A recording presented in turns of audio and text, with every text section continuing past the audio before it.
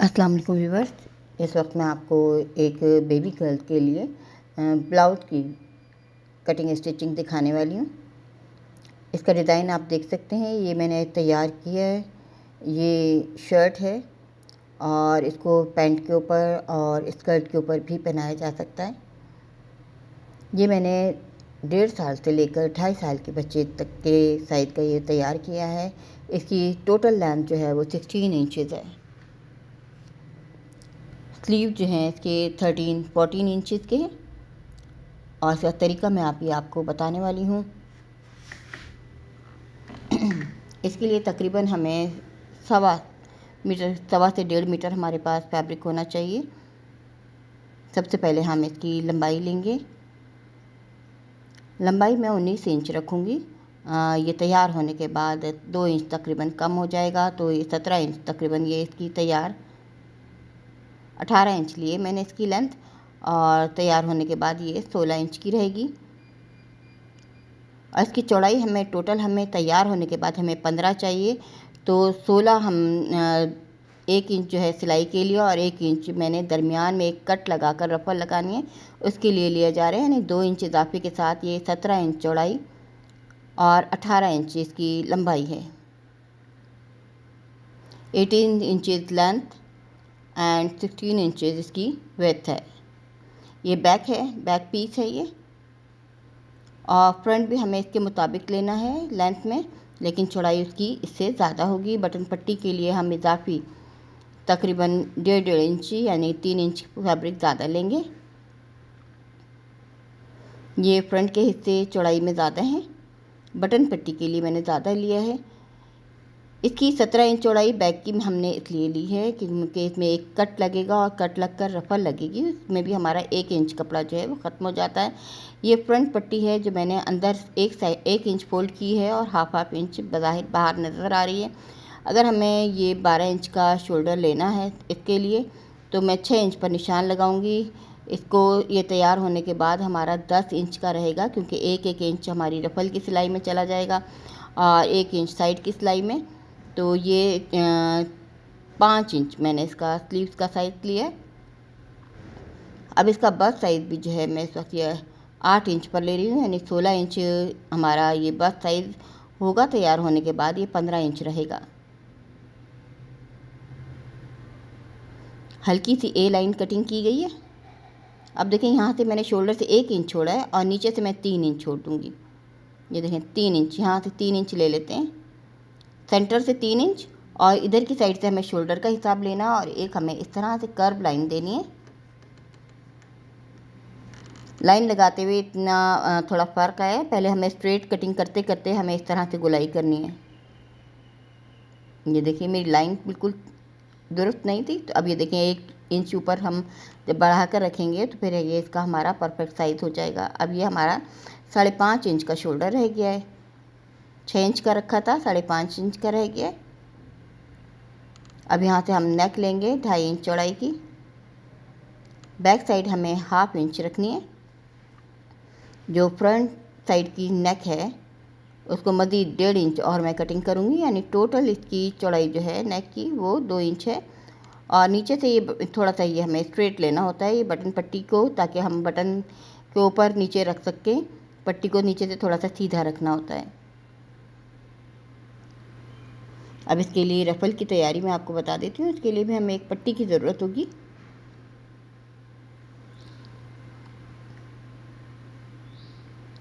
ये पहले से मैंने एक पट्टी कटिंग करके तैयार करके रखी हुई है। इसका हमें हिसाब किताब कुछ इस तरह से लेना है कि जहाँ तक हमें रफल बनानी है, इसकी चौड़ाई देखें 4.5 इंच है और तैयार होने के बाद 3.5 इंच। अब ये देखें मैंने यानी कि 3 हिस्सों में से 2 हिस्से मैंने यहाँ तक रफल लगानी है। अब इसको डबल करेंगे और फिर एक दफ़ा और हम इसको यानी कि 4 तहें बना लेंगे। जितनी मैंने लेंथ ली है उसकी 4 हिस्से होंगे। 2 हिस्से बैक साइड पर, चुने डलने के बाद 1 हिस्से के बराबर रहेगा। हाफ हमारा बैक साइड पर जाएगा, हाफ हमारा फ्रंट साइड पर आ जाएगा, और चुने डलने के बाद ये हाफ ही रह जाएगा। यानी कि हमें 4 गुना लेना है जितनी ये लेंथ है। हाफ जो है हमारा चुने आने में ख़त्म हो जाएगा और हाफ जो है वो इसका हाफ जो है हमारा बैक और हाफ फ्रंट पर जाएगा। इस तरह की हमें 2 पट्टियाँ चाहिए। और पट्टी की एक साइड को हमें इस तरह से कर्व देना है। याद रहे हमें जहाँ तक हमें ये रफ़ल लगानी है उसका हमें डबल लेना है, यानी इसका डबल हमारा फ्रंट और डबल हमारा बैक, यानी कि ये 4 गुना हो जाएगा। अब आप ये देख सकते हैं ये रफ़ल जो है जहाँ तक हमें लगानी है, ये गोलाई वाला हिस्सा हम बाहर रखेंगे, सीधा हिस्सा अंदर की साइड इस तरह चुने देते हुए हमें ये शोल्डर तक इसको पूरा करना है और फिर इसको इस तरह से सिलाई करना है। मैं आपको आर्जी तौर पर रख कर दिखा रही हूँ, फिर मैं आपको स्टिचिंग में भी दिखाऊंगी।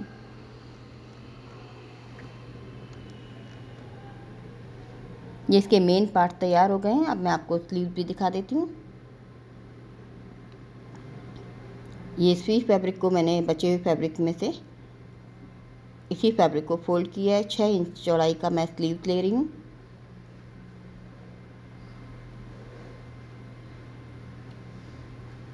और ये नीचे का लेंथ इसकी ज़्यादा है तो इसी में से मैं कफ बना लूँगी।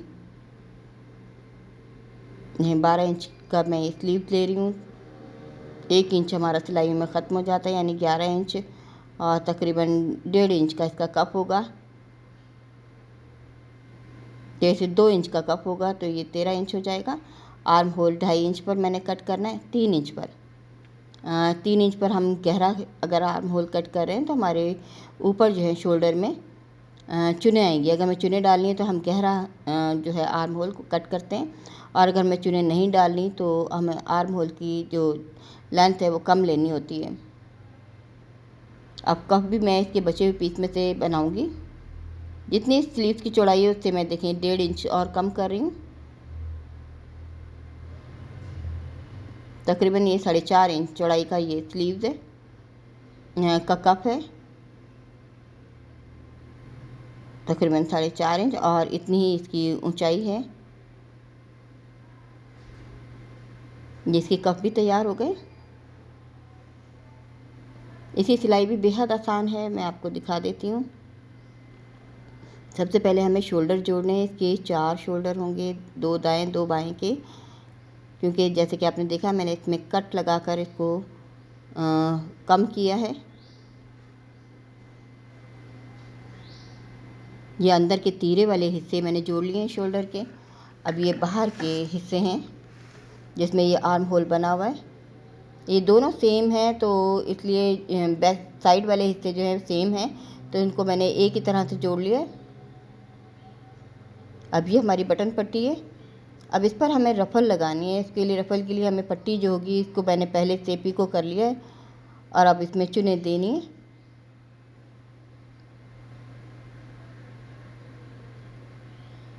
चुने डालने का तरीका अक्सर मैं वीडियोज़ में आपको दिखाती रहती हूँ, इसलिए मैं आपको बहुत ही फास्ट तरीके से इसमें दिखा रही हूँ ताकि जल्दी से ये मेरा काम हो जाए। दोनों साइड की रफ़ल्स जो तैयार करनी है इसी तरह हमें चुने देनी है। चुने देने के बाद इस रफ़ल्स को हमें हाफ़ करना है। हाफ़ करके हम इसके सेंटर में कट लगाएंगे और कट लगाकर हम देखें साइज़ में अंदाजे से हम ये इसको लगा लेंगे। यानी तकरीबन ये मैंने 10 इंच नीचे से ये रफ़ल लगाना शुरू की है।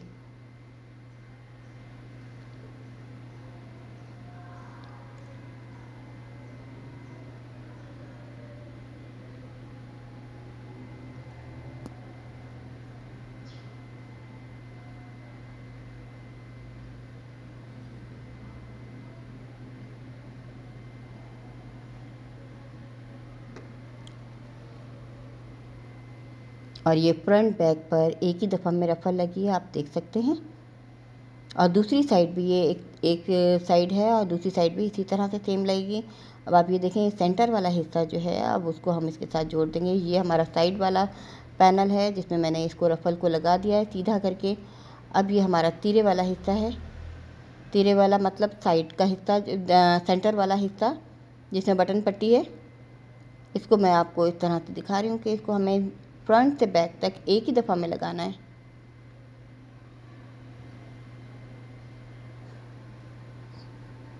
ये आप देख सकते हैं ये बैक वाला तीरा है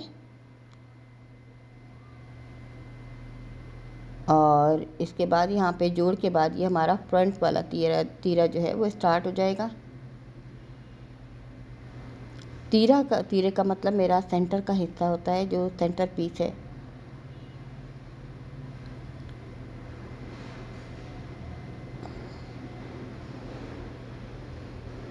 इस तरह से आप देखिए, मैंने बैक से शुरू किया, फ्रंट पर लाकर इसको ख़त्म करूँगी।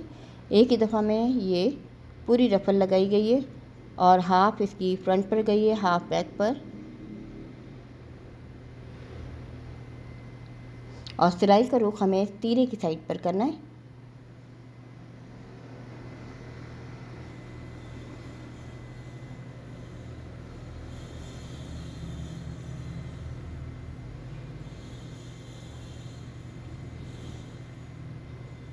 ये मैंने इसके लिए, इस ब्लाउज़ के लिए लॉन फैब्रिक इस्तेमाल किए, थोड़ी सी हल्की सी वॉश एंड वेयर में है ये। अब देखिए, एक साइड तैयार होगी, दूसरी साइड भी हमें बिल्कुल इसी तरह से तैयार करनी है।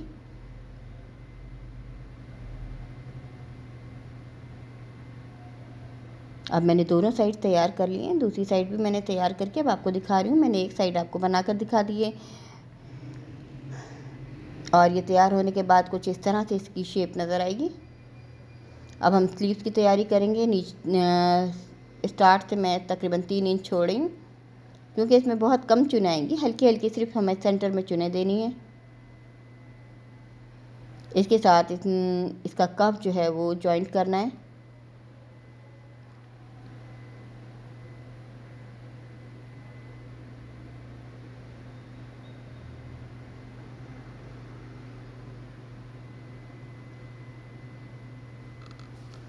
ये उल्टी साइड लगाकर हम इसको सीधी साइड पर पलट देंगे, इसी कप के हिस्से को।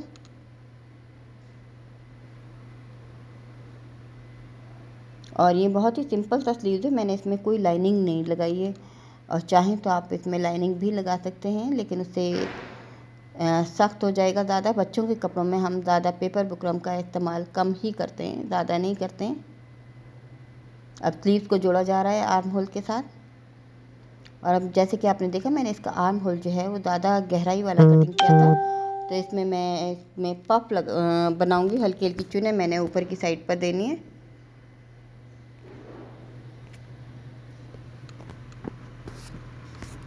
शोल्डर की साइड पे थोड़ी सी चुने देने के बाद इसको स्लीव को पूरा करना है। उसके बाद इसकी साइड की सिलाई है।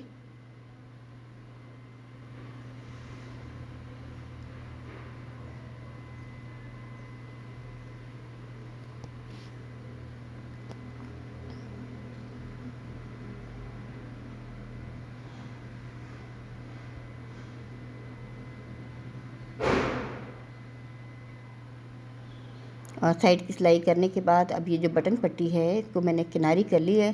किनारी करने के बाद अब मैं आपको दिखाऊंगी। इस बटन पट्टी के थोड़े थोड़े हिस्से हमें सिलाई कर कर बंद करने होते हैं, ताकि हम पट्टी के ऊपर पट्टी रख सकें।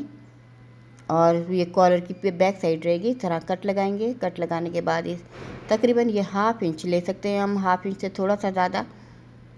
और इस तरह से इसको सीधा करके कट लगाकर पलट लेंगे तो ये इसकी शेप इस तरह से आ जाएगी। दोनों साइड इसी तरह से करना है। दूसरी साइड की पट्टी को भी हम इसी तरह से सीकर तैयार करेंगे। इसमें भी हम थोड़ा छोटा सा कट लगाएंगे और कट लगाने के बाद इसको भी पलट लेंगे। अब हमें कॉलर का साइज़ लेना है। कॉलर में हम चाहें तो थोड़ी सी लाइनिंग लगा सकते हैं, फैब्रिक की लाइनिंग लगा सकते हैं, यानी उसी कपड़े को हम डबल कर सकते हैं। अभी तकरीबन मैं 2.5 इंच चौड़ाई का ये कॉलर बनाऊंगी, यानी कि 5 इंच चौड़ाई होगी इसकी पट्टी की। तब हम इसको डबल करेंगे तो 2.5 इंच रहेगा। और हमें इसकी लेंथ लेनी है कॉलर की, जितनी हमें कॉलर की लेंथ चाहिए इतनी हम लेंथ लेंगे, सिलाई का हिसाब छोड़ देंगे। अब हमने इस कॉलर को थोड़ी सी शेप देनी है, इस तरह से कटिंग करके फ्रंट के हिस्से थोड़े से कॉलर के कम करेंगे चौड़ाई और कट लगाएंगे। देखें, बिल्कुल सिंपल सीधी कॉलर है, इसमें मैंने कुछ भी नहीं किया है। अब इसकी साइड बंद कर देंगे।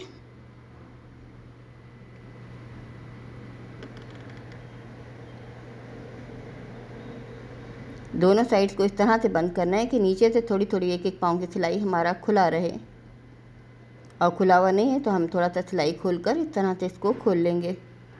साइड में भी कट्स लगाएंगे इसको पलटने से पहले।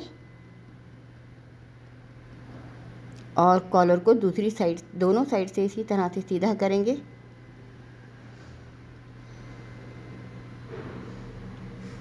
आप कॉलर को अटैच कर देते हैं। आप देखिए मैं थोड़ा सा ये खोल दिया है नीचे से, और खोलने के बाद हम इसको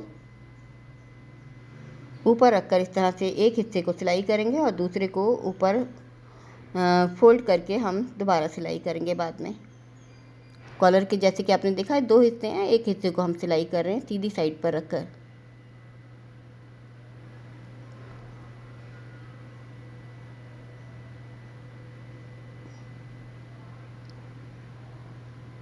और आप देखें मैंने बिल्कुल पूरा पूरा कॉलर है ये मेरा। अब इसको पलट कर दोबारा सिलाई करेंगे इसी तरह। जिस तरह से हमें फोल्ड करना है अंदर से फालतू कपड़ा।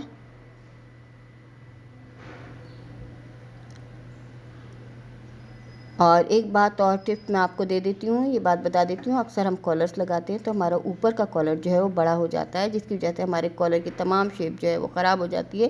तो इसके लिए बेहतर ये है कि जब हम कॉलर लगा रहे हों तो ऊपर की फोल्ड करते वक्त हम नीचे के कपड़े को खींच के रखते हैं। अगर आप नीचे के कपड़े को खींच के रखेंगे तभी आपका कॉलर पूरा पूरा आएगा, वरना ऊपर के हमेशा कॉलर जो है वो थोड़ा सा बड़ा हो जाता है, जिसकी वजह से आपके कॉलर की शेप जो है वो ख़राब हो जाती है।